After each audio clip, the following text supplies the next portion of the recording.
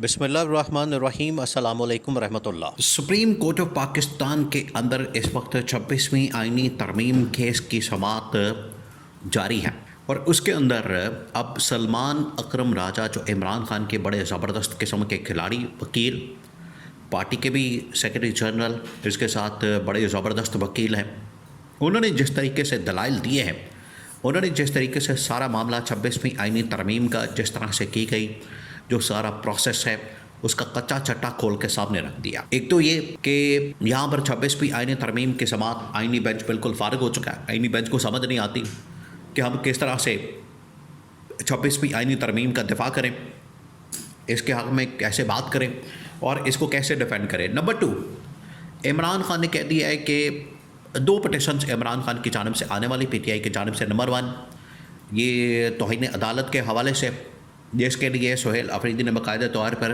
جو chief justice سرفراز ڈوگر ہیں ان کو بتا دیا، ان کو خط لکھ دیا۔ حالانکہ سرفراز ڈوگر کو خط لکھنے کا کوئی فائدہ نہیں ہے، یا آپ نے بالکل بات کو ذہن میں رکھنا۔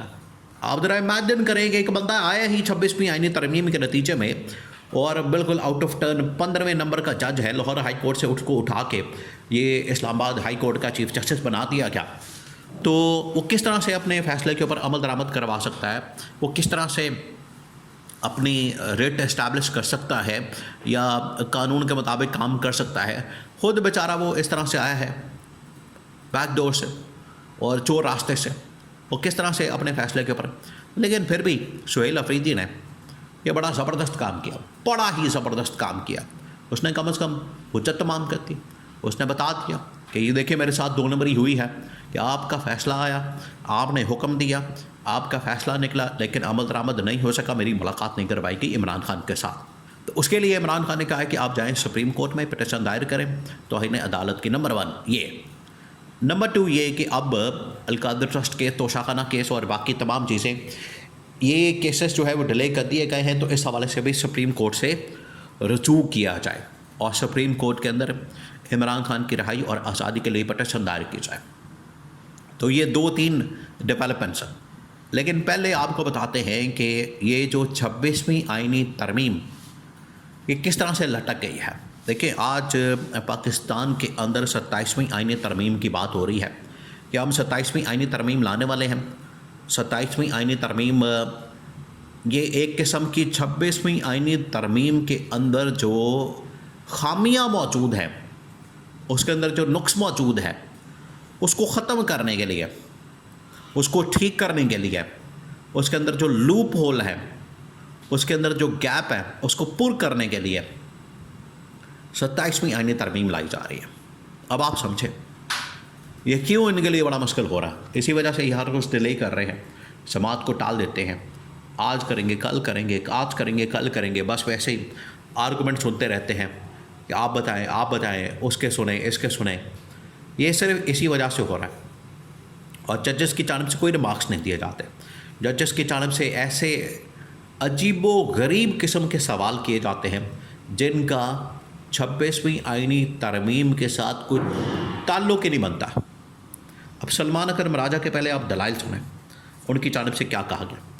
سلمان اکرم راجہ نے کہا کہ یہ جس بنیاد کے اوپر آپ نے 26ویں آئینی ترمیم کھڑی کی ہے، جس بنیاد کے اوپر آپ نے اس کو بنایا ہے، اس کی بنیاد کیا؟ بنیاد کو آپ سمجھیں، یہ پوری دنیا کو پتہ ہے، پوری دنیا اس کے اوپر بات کرتی ہے، عمران خان کئی مرتبہ اس کے اوپر بات کر چکا ہے۔ بنیاد کیا؟ بنیاد وہ یہ ہے کہ ان کو جو مینڈیٹ ملا ہے، ان کو جو حکومت ملی ہے 8 فروری 2024 کے انتخابات کے نتیجے میں، وہ جعلی مینڈیٹ، جعلی حکومت، اور عوام نے ان کو ووٹ ہی نہیں دیا، سپورٹ ہی نہیں کیا۔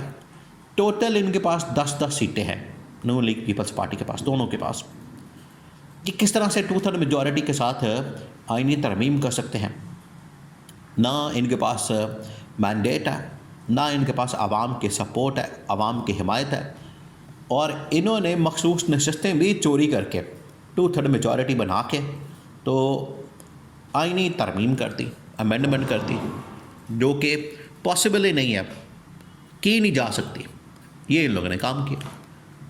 جس کے اوپر سلمان اکرم راجہ نے کہا کہ یہ سب سے بڑا اس کے اندر بنیادی مسئلہ ہے کہ اس کی جو بنیاد ہے، اس کی جو فاؤنڈیشن ہے جس کے اوپر کھڑی کی گئی ہے 26ویں آئینی ترمیم، اگر آپ اس کو دیکھیں گے، پرکھیں گے، اس کی جانچ پڑتال کریں گے تو پیچھے مسئلہ 8 فروری کے اوپر چلا جائے گا۔ 8 فروری کے انتخابات کھولنے پڑ جائیں گے۔ 8 فروری کے انتخابات کھولیں گے تو اس کے اندر عمران خان اور پی ٹی آئی کے ساتھ جو سلوک کیا گیا، جس طرح سے ان کو مائنس کیا گیا، جس طرح سے ان کے خلاف انتقامی کارروائی کی گئی، جس طرح سے انہیں مائنس کرنے کے لیے اقدامات کیے گئے، وہ تمام کے تمام آپ کو کھولنے پڑ جائیں گے۔ قاضی فائز عیسیٰ سے لے کر آج تک وہ تمام کے تمام اقدامات آپ کو کھولنے پڑ جائیں گے، اور عمران خان کے خلاف ہونے والی انتقامی کارروائی، مقدمات، کیسز، وہ سب کے سب فارغ ہو جائیں گے۔ سلمان اکرم راجہ نے تو پورا کا پورا پچھلے 1.5 سال کے اندر ہونے والا معاملہ جو ہے وہ کھول کے رکھ دیا۔ انہوں نے بتا دیا کہ یہ تو پاسبل ہی نہیں ہے کہ یہ ترمیم کرنے کا حق رکھتے ہیں، ان کے پاس تو رائٹ ہی موجود نہیں، پاور ہی نہیں ہے، اتھارٹی نہیں ہے، ان کے پاس تو حق ہی نہیں ہے کہ یہ ترمیم کر سکیں۔ یعنی سلمان اکرم راجہ نے صحیح معنوں میں 26ویں آئینی ترمیم کو اڑا کے رکھ دیا اور کچا چٹا کھول کے رکھ دیا۔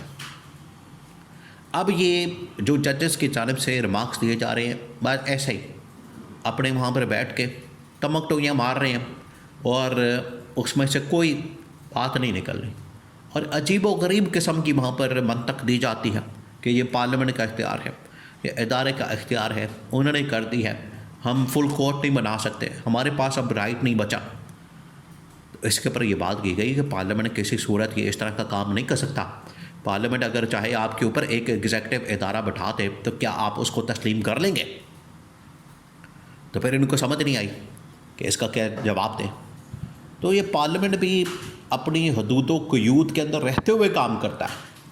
یہ بالکل یہاں پر ایسا نہیں ہو سکتا کہ ان لمیٹڈ قسم کی پاور آ گئی ہے اور جو مرضی وہ کرتے پھریں۔ وہ آج 5 سال کی مدت ہے، 15 سال کرتے ہیں، 20 سال کرتے ہیں، تاحیات کرتے ہیں، تو کیا اس کو قبول کر لیا جائے گا؟ ووٹ کی طاقت ختم کر دیں، کیا اس کو قبول کر لیا جائے گا؟ یعنی عجیب و غریب منطق پیش کی جاتی ہے۔ اور دوسرا، عمران خان نے، پی ٹی آئی کی یہ وکلاء کی ٹیم نے، اس کی جو لیگل ٹیم ہے، اس نے فیصلہ کیا ہے کہ ہمارے جتنے بھی مقدمات ہیں، کیسز ہیں، القادر ٹرسٹ کیس سے لے کر تو شاہانہ، ان کو ڈیلے کر دیا گیا، ٹال دیا گیا۔ تو اس کی جلد سماعت کے لیے، بیل کے لیے، ضمانت کے لیے سپریم کورٹ پاکستان کے اندر باقاعدہ طور پر پٹیشن ڈالی جائے اور ان کو کہا جائے کہ 26ویں آئینی ترمیم تو فارغ ہونے والی ہے، تو اس کے ساتھ ہی یہ والے کیسز اور مقدمات اور عمران خان کی رہائی اور آزادی کے اوپر بھی فیصلہ کیا جائے۔ یہ نظر آ رہا ہے آج اگر انصاف ہوتا ہے، انصاف کے مطابق فیصلہ ہوتا ہے، تو آپ یقین کریں کہ 26ویں آئینی ترمیم اور اس کے ساتھ ساتھ یہ عمران خان کے کیسز اور مقدمات اور عمران خان کی رہائی، یہ پتھر پر لکیر ہے، اٹل حقیقت ہے، اس کو کوئی بھی طاقت نہیں ٹال سکتی۔